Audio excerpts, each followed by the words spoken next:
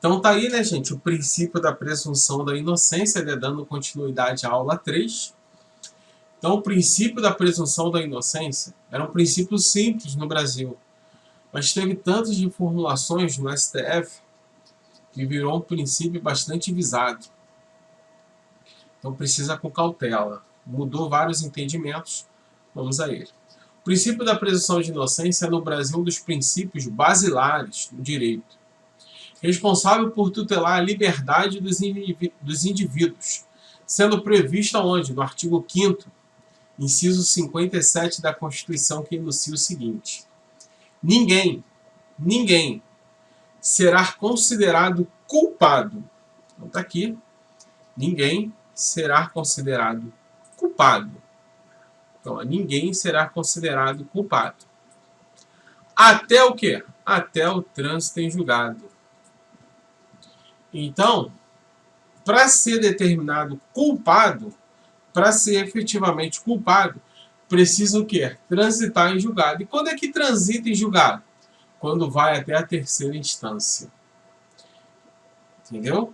Ninguém será considerado culpado até o trânsito em julgado. Esse é o entendimento atual, gente.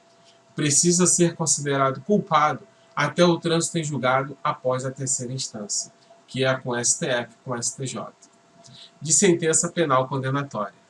Tendo em vista que a Constituição Federal é a nossa lei suprema. Pô, isso está muito claro, né? A Constituição ali, ninguém será considerado culpado até o trânsito em julgado. Trânsito em julgado até a terceira instância, mas teve vários entendimentos e várias mudanças no decorrer dos anos. E vamos a elas, para você não ficar perdido, porque você estuda aqui com a gente, atualizadinho. Tendo em vista que a Constituição Federal é a nossa lei suprema, toda legislação infraconstitucional, portanto, deverá absorver e obedecer tal princípio. Então, o réu ele é presumidamente inocente. Ninguém será considerado culpado até o trânsito em julgado. Então, ele é presumidamente inocente.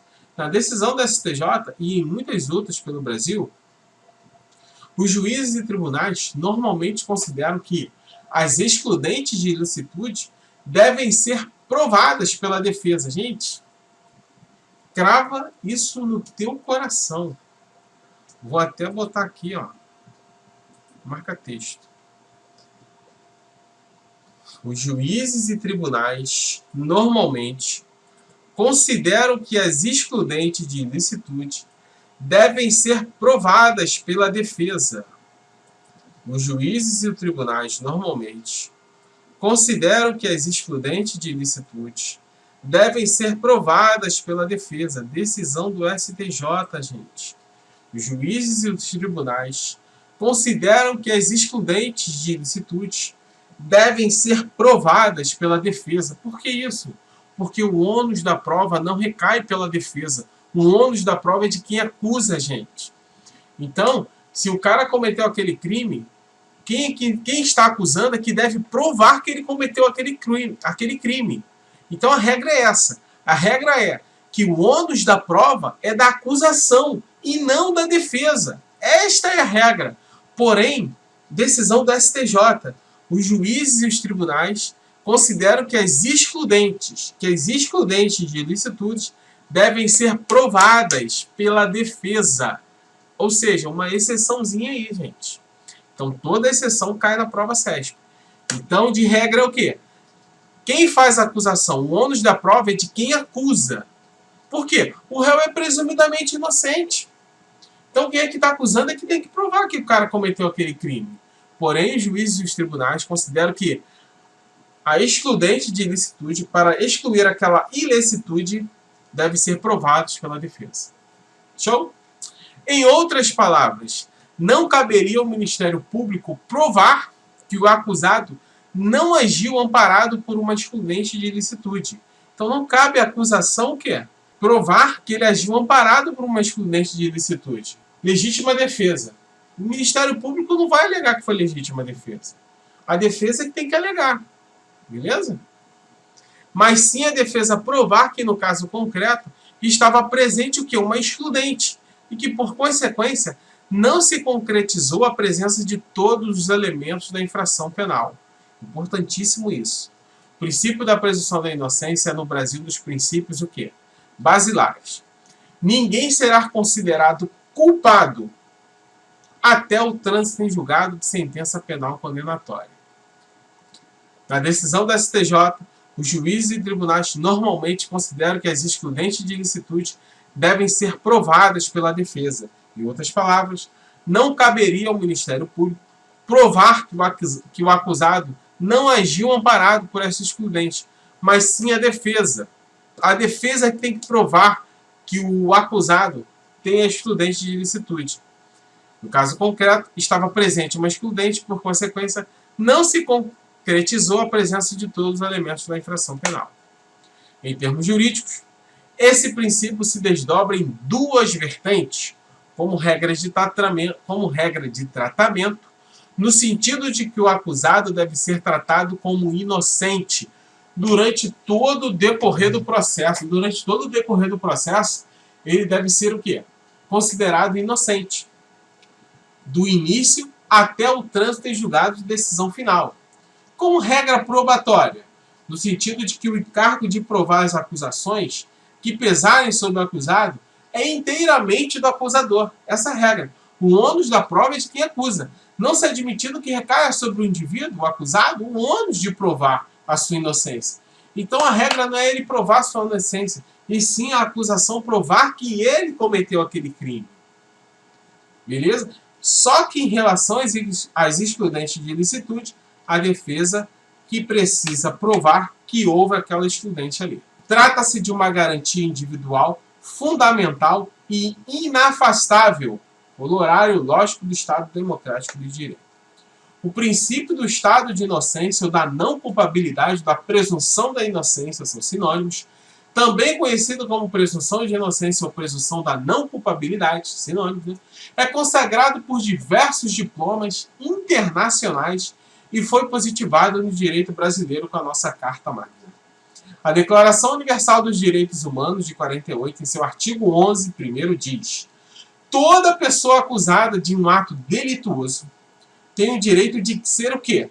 Presumidamente inocente, até que a sua culpabilidade tenha sido provada, de acordo com a lei, em julgamento público no qual lhe tenham sido assegurado todas as suas garantias necessárias para a sua defesa. Então, gente, para uma prova discursiva que cai o princípio da presunção da inocência, é bom você colocar, né, em relação à Constituição, a Declaração Universal dos Direitos Humanos, e você vem pegando, vem enriquecendo o seu conhecimento na prova discursiva.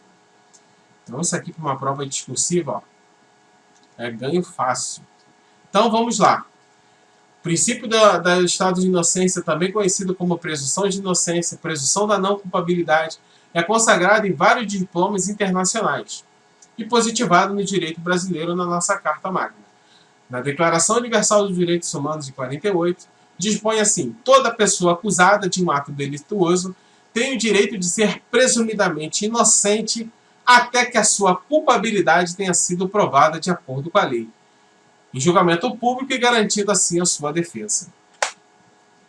A Convenção Americana sobre os Direitos Humanos, conhecida como Pacto de Sujetos da Costa Rica, em seu artigo 8º, 2, diz o seguinte: toda pessoa acusada de delito tem o direito a que se presuma a sua inocência, enquanto não se comprove legalmente a sua culpa. Então, você percebe que, em relação às convenções americanas de direito internacional, está relacionada à culpa. E a nossa Carta Magna diz que se considerado culpado até o trânsito em julgado. Então, aqui, ó, no Pacto de São José da Costa Rica, diz assim: toda pessoa acusada de delito tem o direito de que se presuma a sua inocência, enquanto não se comprove o quê? Legalmente a sua culpa. Comprovou a culpa? Ele é culpado. Só que a nossa Constituição ela foi além. Ninguém será considerado culpado. Então ninguém é considerado culpado. Então aqui o princípio da presunção da inocência ele diz: ninguém será considerado culpado até o trânsito em julgado. O cara é culpado, cometeu aquele crime, mas tem até o trânsito em julgado para sacramentar ali a culpabilidade dele. Portanto, vemos que a Constituição trouxe uma garantia ainda maior ao direito da não culpabilidade, pois garante até o trânsito em julgado de sentença penal, e não apenas quando se comprove a culpa do acusado, assim como diz o Pacto de São José da Costa Rica e a Declaração Universal dos Direitos Humanos. Então você vê que a nossa Constituição foi além da Declaração Universal dos Direitos Humanos do Pacto de São José da Costa Rica. Embora a Constituição fale de culpado, o princípio é aplicável também aos condenados e à medida de segurança, internação em hospital psiquiátrico, por exemplo. Diz-se culpado todo aquele que for assim declarado por sentença em razão da prática de infração penal punível. Então, diz-se culpado todo aquele que for assim declarado por uma sentença em razão da prática de uma infração penal punível, um crime ou uma contravenção. Presumir inocente ou não, considerar culpado são formas equivalentes que não afirmam que o indiciado, o denunciado ou sentenciado seja de fato inocente, mas que, apesar de eventualmente preso em flagrante e ter confessado o crime, de responder a uma investigação, a processo ou já condenado, sem trânsito em julgado e tudo mais conspirar contra ele, deve ser tratado como inocente fosse. O cara é culpado, cometeu aquele crime, foi sentenciado, mas até o trânsito em julgado ele precisa ser como se inocente fosse. Em razão, por força do princípio constitucional da não culpabilidade, o princípio da presunção da inocência, concretizados também no Pacto de José da Costa Rica da Declaração dos Direitos Humanos. Devido a este princípio, incumbe à parte acusadora o dever de comprovar a culpabilidade do acusado. Devido a este princípio, da presunção da inocência, da não culpabilidade, incumbe à parte acusadora, aquele que acusa, o dever de comprovar a culpabilidade do acusado. O ônus de provar o quê? A culpabilidade é de quem acusa, não deixando ensejar nenhuma dúvida quanto a ela. Por quê? Em caso de dúvida, o réu é presumidamente inocente e o juiz precisa o quê? Inocentar o réu. Em caso de dúvida, inocenta o réu. É melhor o quê? Um condenado solto do que um inocente preso. Em caso de não haver certeza da culpa do acusado, não deverá o juiz incriminá-lo por insuficiência de provas.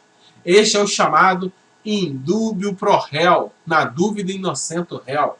Assim, o acusado deverá comprovar a existência de todos os fatos que ele alegar, respeitando o devido processo legal, senão naqueles casos de excludente de ilicitude, que cabe à defesa provar.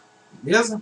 Deve sempre utilizar o indúbio pro réu quando houver qualquer dúvida quanto a algum fato relevante para a decisão do processo. Na dúvida, inocenta o réu. Por quê? Porque ele é presumidamente inocente, em virtude do princípio do indúbio pro réu e do princípio da não culpabilidade e da presunção da inocência. Para Renato Brasileiro, não havendo certeza, mas dúvida sobre os fatos em discussão e juízo, inegavelmente é preferível a absolvição de um culpado à condenação de um inocente, pois em juízo de ponderação, o primeiro erro acaba sendo menos grave que o segundo. Qual é de maior gravidade? Um condenado solto ou um inocente preso? Inocente preso, né? A gravidade é muito maior. O simulacro de arma de fogo é um objeto que parece uma arma, porém não tem a capacidade de atirar. O cara lá foi roubar um estabelecimento com uma arma de brinquedo.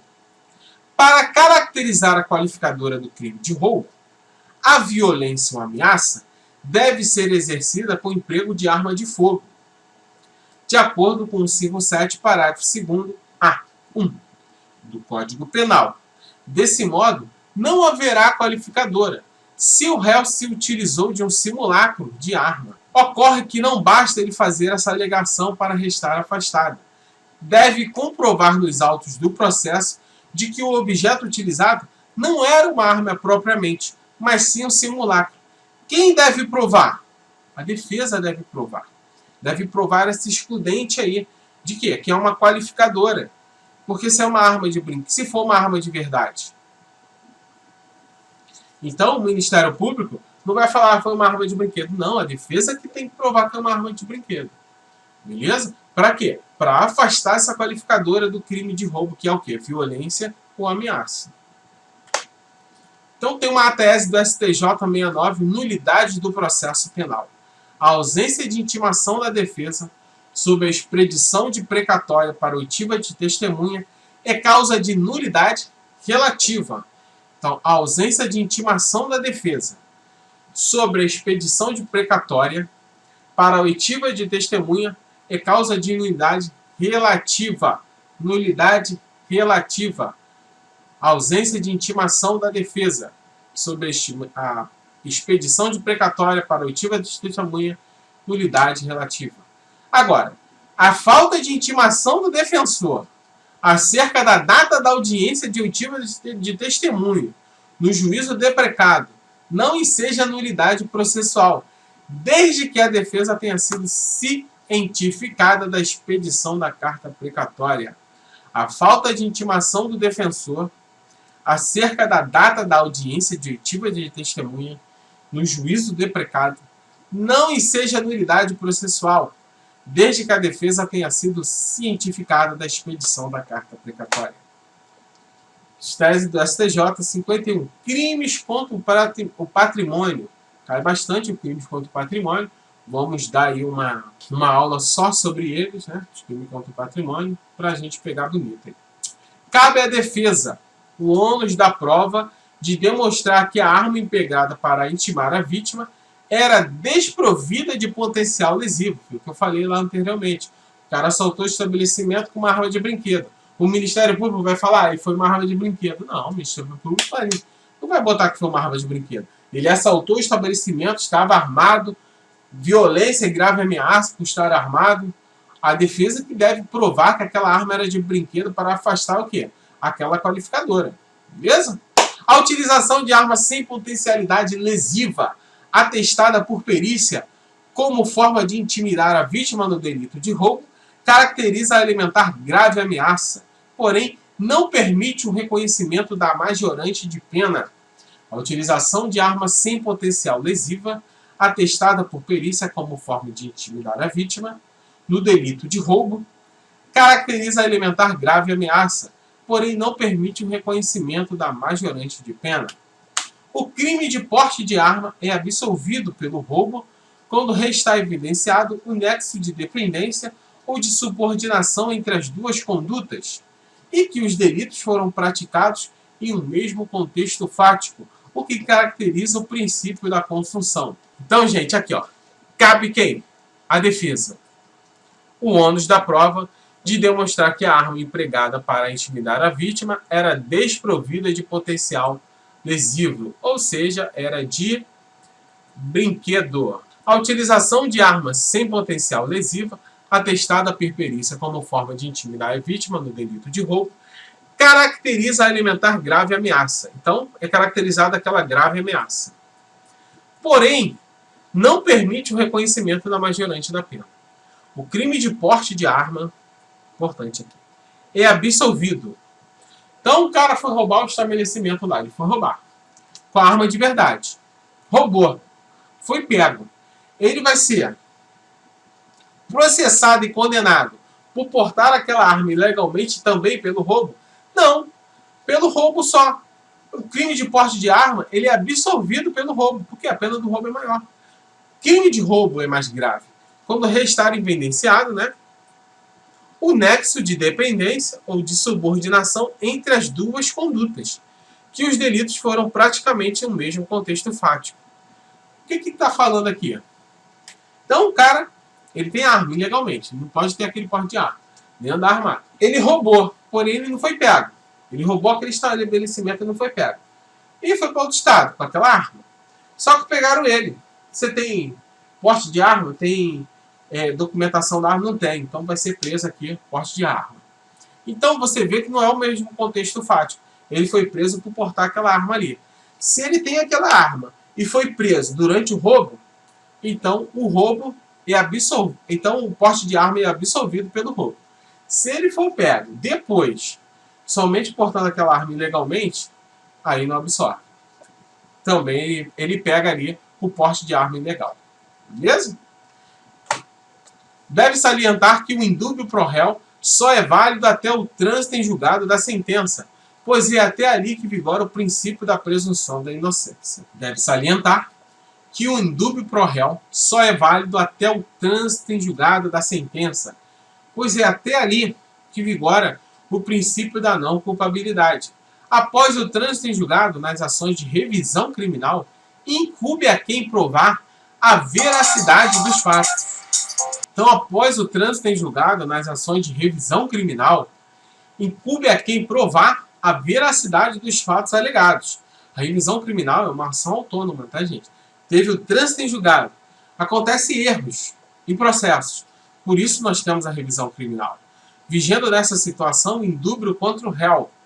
Então, muito embora não se possa presumir o acusado culpado até que ocorra o trânsito em julgado da sentença penal condenatória, admite-se restrição à liberdade do indivíduo antes da sentença condenatória, em caráter cautelar, todavia, somente quando estejam presentes os pressupostos legais devidos. Então, muito embora não se possa presumir o acusado culpado até que ocorra o trânsito em julgado da sentença penal condenatória, admite-se a restrição à liberdade do indivíduo antes da sentença condenatória em caráter cautelar. Nos Estados Unidos, o acusado tem o direito de se declarar culpado ou inocente antes do julgamento. Então, antes do julgamento, ele pode ser considerado culpado ou inocente. E se este optar por se declarar inocente e for considerado culpado, o juiz pode aumentar a pena do acusado. Por quê? Está entendendo ali que ele está interrompendo o processo. Entende que ele está prejudicando a investigação e o julgamento. Do princípio da presunção de não culpabilidade, se extrai que o réu ou o indiciado, em regra, responde ao processo penal em liberdade. Então, pelo princípio da presunção de não culpabilidade, se extrai que o réu ou indiciado, em regra, responde ao processo em liberdade porque ele é presumidamente inocente. A prisão preventiva se dá em caráter de excepcionalidade, tem os requisitos ali para a sua prisão preventiva, tendo de obedecer aos requisitos do 312. A prisão preventiva poderá ser decretada como uma garantia da ordem pública, da ordem econômica, por conveniência da instrução criminal, para assegurar a aplicação da lei penal, quando houver prova da existência do crime e indício suficiente de autoria. Parágrafo único. A prisão preventiva também poderá ser decretada em caso de descumprimento de qualquer das obrigações impostas por força de outras medidas cautelares. Dado o status legal de não culpado e sim de inocente, cabe à acusação, o MP ou querelante, e não ao réu, todo o ônus de provar validamente a punibilidade do denunciado segundo o devido processo legal. Não se prova a inocência, mas sim a culpa. Mas temos as exceções que nós vimos, né? No caso de excludente, a defesa deve provar a sua inocência. Então aqui, a prisão preventiva poderá ser decretada como o quê? Prisão preventiva, ela pode ser decretada como garantia da ordem pública, da ordem econômica, por conveniência da instrução criminal e para assegurar a aplicação da lei penal. Quando houver o quê?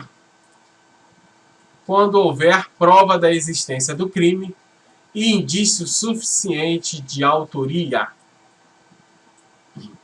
Prisão preventiva, a garantia da ordem pública, da ordem econômica, conveniência da instrução criminal e para assegurar a aplicação da lei penal, quando houver prova da existência do crime e indício suficiente de autoria. Indício suficiente de autoria e materialidade. Parágrafo único. A prisão preventiva também poderá ser decretada em caso de que? De descumprimento de qualquer das obrigações impostas por força de outras medidas cautelares. Dado o status legal de não culpado e sim de inocente, cabe quem? A acusação e não ao réu todo o ônus de provar a punibilidade do denunciado segundo o devido processo legal. Então, segundo o devido processo legal, cabe quem aprovar a acusação. Então, vou deixar mudança de posicionamento do STF para o próximo vídeo, para não ficar muito grande. Tá vendo que o princípio da não culpabilidade, do presunção da inocência, tem todo um regra de entendimento aí? Vamos mostrar aqui uma outra mudança aqui em 2016. Até o próximo vídeo.